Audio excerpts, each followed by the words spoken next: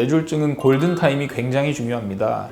증상이 의심되면 119를 바로 부르고 병원으로 빨리 가는 것이 가장 우선입니다.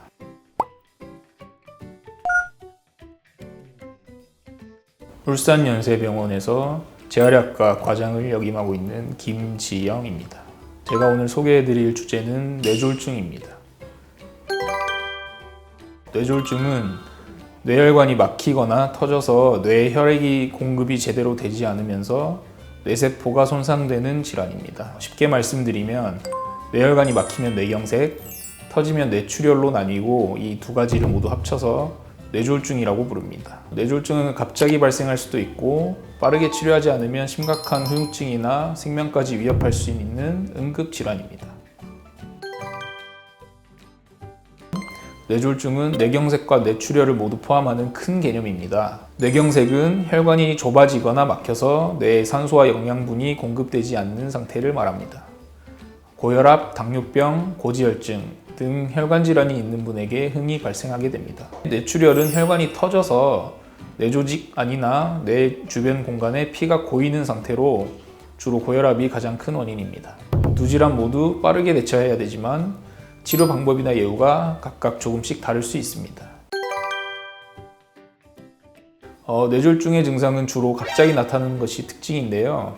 예를 들어서 한쪽 팔다리가 갑자기 마비되거나 힘이 빠지는 증상, 말이 어눌해지거나 얼굴의 한쪽이 내려가는 증상 등이 있습니다.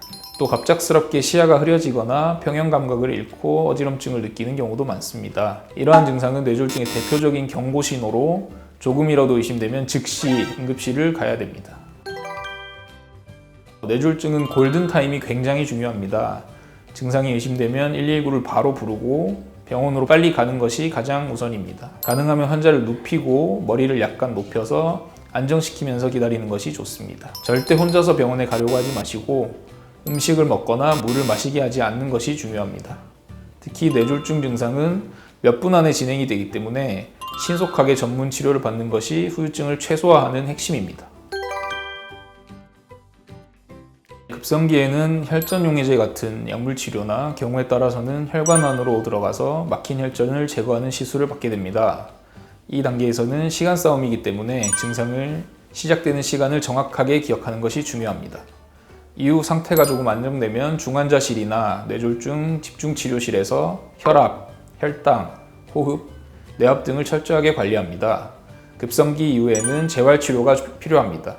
초기에부터 가능한 빠르게 재활을 시작해서 마비된 팔다리 기능을 회복하고 언어 및 인지 기능을 살리도록 집중적으로 치료를 진행합니다. 재활 과정은 뇌 손상의 정도에 따라서 수개월에서 수년까지 이어질 수도 있습니다.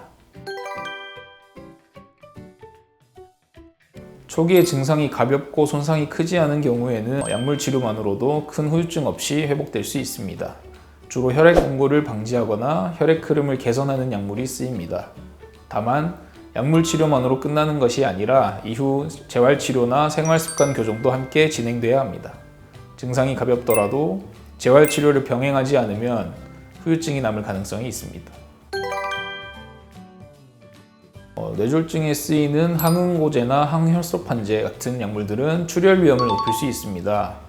멍이 잘 들거나 코피나 잇몸 출혈이 잦을 수 있습니다. 또한 혈압약이나 콜레스테롤 약 등과 같이 쓰는 경우 어지럼증이나 피로감 같은 부작용이 나타날 수 있습니다. 따라서 약물을 복용하는 중에는 반드시 주치의의 지시에 따라 복용하고 출혈 증상이 의심되면 즉시 의료진과 상의해야 합니다. 뇌졸중을 예방하거나 재발을 막기 위해서는 혈압, 당뇨, 콜레스테롤을 철저히 관리하는 것이 기본입니다. 또 규칙적인 운동과 금연, 금주가 중요하고 식습관을 저염식, 저지방으로 개선하는 것이 좋습니다. 치료 후에도 주기적인 혈액 검사와 뇌 영상 검사를 통해서 뇌혈관 상태를 모니터링해야 합니다.